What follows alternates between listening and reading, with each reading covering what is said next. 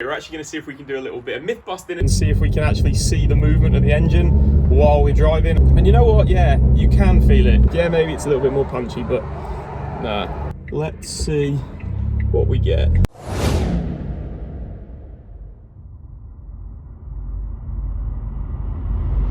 What's going on, guys? Now today I'm excited because I've got a new little mod video for you. And it's a part that I'm kind of skeptical about. I'm not doubting the purpose these are designed for, but more the claims that people make after they've had them fitted. This is a roll restrictor, or some people also call it a torque mount, but basically this replaces the original lower engine/gearbox mount. This one is from Collins Performance and it is made using Powerflex polyurethane bushes. It's designed to reduce engine movement and make the whole car feel tighter as you're accelerating. And it should also reduce the wheel hop that you can get at initial launch. Granted, I wouldn't say I exactly go around launching this car everywhere, but you can definitely feel the engine movement under hard acceleration, especially as the original mounts start to wear out. I don't think mine's too bad, but nevertheless we're going to get this mount fitted and see if it makes a difference. Now the bit I'm skeptical about is that people actually claim their car feels more powerful with one of these fitted. And that's because some of the torque produced by the engine can be lost due to the play in the original bushings, especially once they start to wear out. The idea is that if you restrict the movement of the engine, that you can transfer more usable torque to the wheels and therefore the car should feel more powerful. It's worth mentioning that that isn't actually claimed on the manufacturer's website. That may be different for other manufacturers, I'm not sure, but that's just what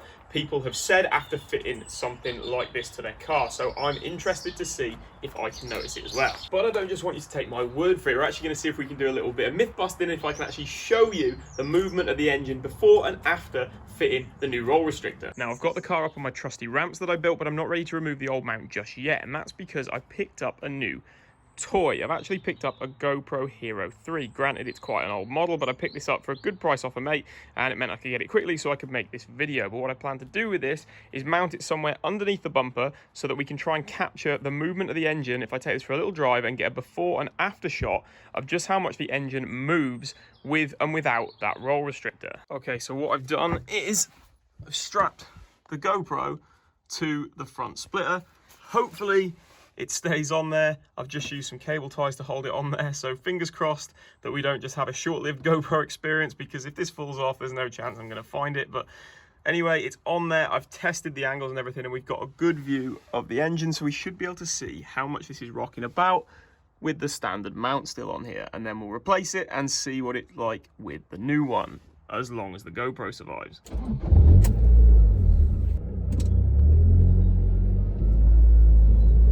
Okay, so we're just going to go for a little drive and see if we can actually see the movement of the engine while we're driving. I have just driven this car before I started filming this video, so the engine is up to temperature, because I am going to try and accelerate quite hard to really get the most exaggerated view of the engine rocking, if that makes sense. So fingers crossed we can get it good. Fingers crossed the GoPro doesn't fall off. So I'm about to pull out onto the main road now. So let's see what we get.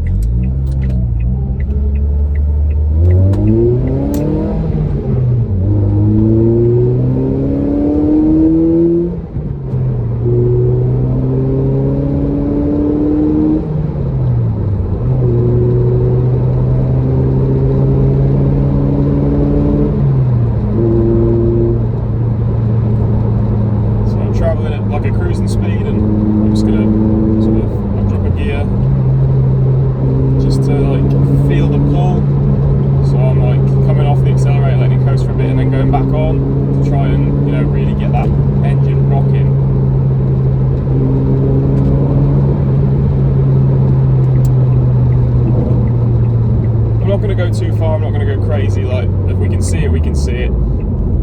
So I'm just going to do a quick lap of the village where I live, and then we'll go and inspect the footage, provided we still have a GoPro. I'm not sure.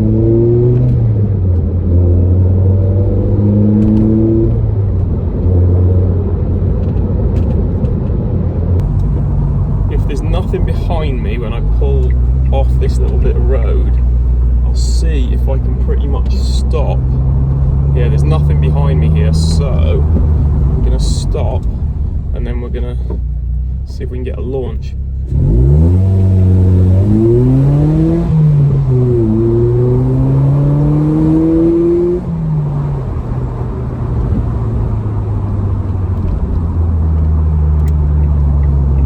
Probably not really supposed to do that there, but had a nice little piece of road, so we'll see. Oh, we go out here as well.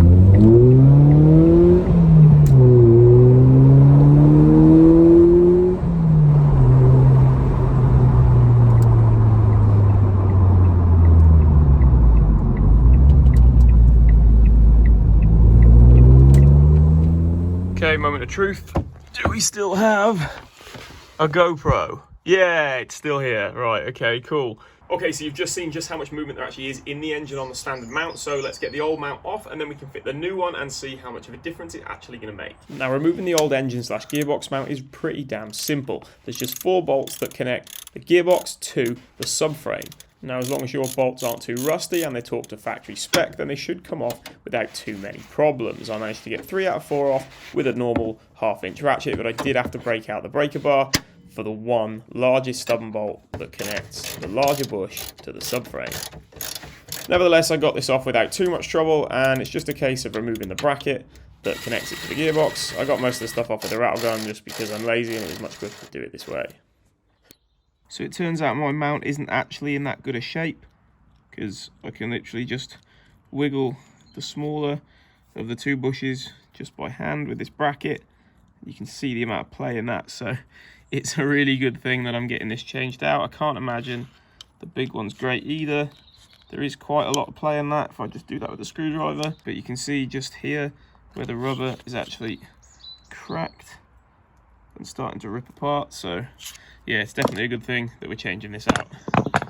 Now, you can find instructions on the Collins Performance website on how to actually uninstall the original mount and fit the new one. And it says that you have to reuse this bracket on the new mount, but it's press fit onto the pin that goes through the smaller bush, so we need to get this off. Looks like an easy thing to do in principle, but it actually seems to be quite difficult. We've got the vise, we've got this in here. We're going to try and pry this bracket off the pin in the center of here. I think this is going to be a lot more difficult than people expect, so I'll see how this actually goes.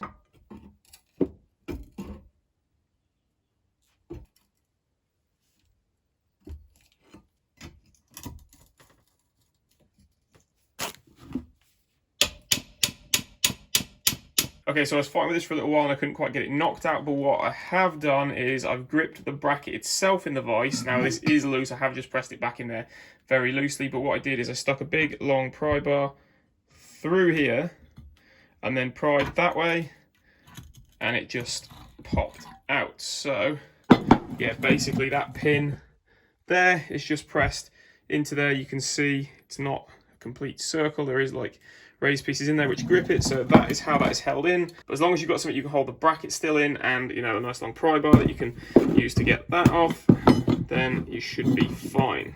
I cleaned up the bracket with some degreaser and a paper towel, and then I ran all the bolts through my trusty bench grinder because this really helps clean them up. It cleans all the threads and makes sure they thread in nice and easily, and it also cleans up the head of the bolts so that they hopefully don't round off if I ever have to take these off again in future. Then it was time to fit the new mount, and really it's just the opposite of the removal process, but there are a few little additional bits of hardware that you need to install it. So as well as the bolts on that bracket that we're reusing, the new mount also comes with some washers and a little spacer. The 2 thin spacers go either sides of the larger bush, and then this can be installed back into the subframe with the bolt just put in loosely.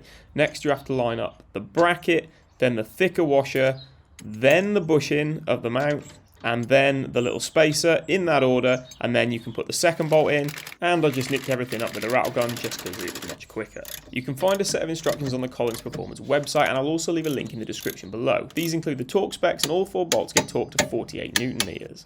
Okay, so that's the new roll restrictor fitted, and it was nice and simple, so the only thing left to do now is take it out for a spin and see if A, I can feel a difference, and B, whether we can see a difference on the GoPro. So we'll let the car warm up for a bit, and then we'll go into some hard accelerations and see if it's making any difference. I'm excited to see if I can feel anything, but like I said, I'm skeptical about the feeling of more power. Like, I totally get the whole, it makes the engine rock less, so you've got more torque going to the wheels, but whether or not you'd actually feel that inside the car, I'm kind of skeptical about. So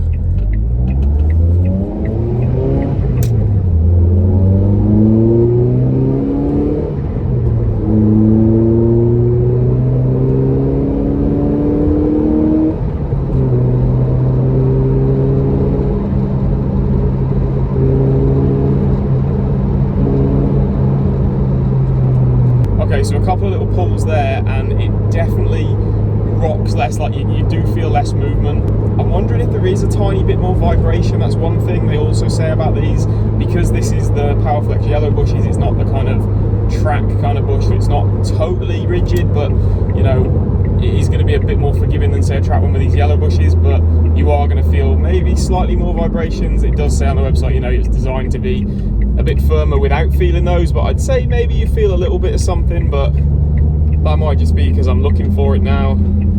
So let's...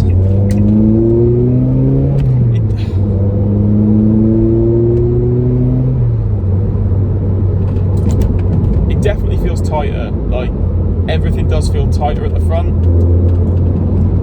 Maybe it's a little bit more punchy. I wouldn't say you feel the like torque, like more power progressively, but like I say, that's not what it's meant to do. And when you think about it, I suppose that's not what people are actually saying. What they're saying is that initial like punch as the engine rocks. And you know what? Yeah, you can feel it.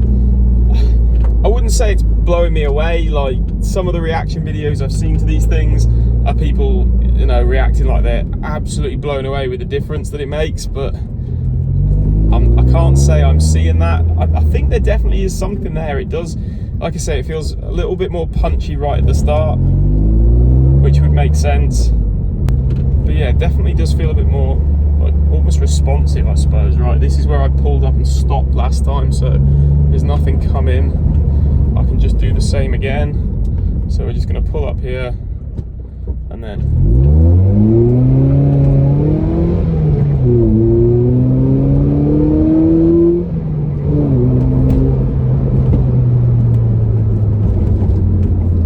feels more stable. Yeah, like they're right, you do feel a bit more stability with it.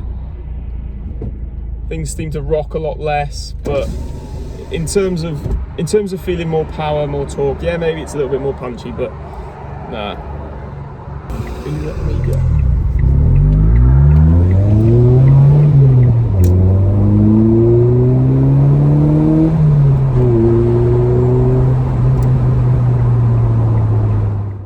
So there we go, that's the new roll restrictor or torque mount fitted, and overall I'm really happy with it. Yes, granted, maybe it doesn't live up to some of the hype that people give it online, but I wouldn't say that it doesn't do what they say it will do in the instructions. It definitely makes the front end of the car feel a lot firmer when you're taking off, and throughout acceleration it definitely feels way more solid at the front, and you don't get those vibrations that you might expect with a much tougher mount for say track use or things like that. So I definitely think this was a great option to replace the original one, because it turns out mine was actually really bad. I didn't think it was going to be that bad, but I definitely noticed the difference having this one on here. It's not uncomfortable, and it does make the car feel a lot more solid at the front. No, it doesn't blow you away with any extra feelings of power or extra torque or anything like that, but I really didn't think it was going to. I guess some people just like to hype these things up a little bit too much, or to be fair, maybe on a more powerful car you would notice it quite a bit more. It was also really easy to fit just on the driveway with basic tools, but the one thing I would say you probably do need is a vise and a big pry bar, because my friend Ash bought one of these and he was meant to be fitting one at his earlier today. Now he lives in a flat and doesn't actually have any of the sort of tools or equipment or access to any of that sort of stuff that I do, and I know that he really struggled with it. But no, in all seriousness, he didn't actually manage to get it done because he couldn't get the original mount off. But I do think if he had got the mount off the car, he would have struggled to remove that bracket. So I definitely think you're going to need a vise and a pry bar to get that off, and it does say that in the instructions that come from Collins Performance. Now Ash's original mount was a lot worse than mine, so I'll be interested to see what his thoughts are on it once he's got the new one fitted. Now the reason we both went to get one of these is because there was quite a good offer on them at the time. They were discounted by roughly 25%, which is really good because these things can be quite expensive. There are a couple of different options from different companies, and you can just get inserts to go in your original mount, but this was definitely my favourite option, and like I said, I got it for a great price. I'll leave a link to where I bought the torque mount in the description, but I can't guarantee that the offer still be on. I think it may have expired by now, but you could definitely keep an eye on that and see if the offer comes back anytime soon, because I definitely say they're worthwhile getting. But for this video, it's time to end, so thank you very much for watching, and I'll see you next time.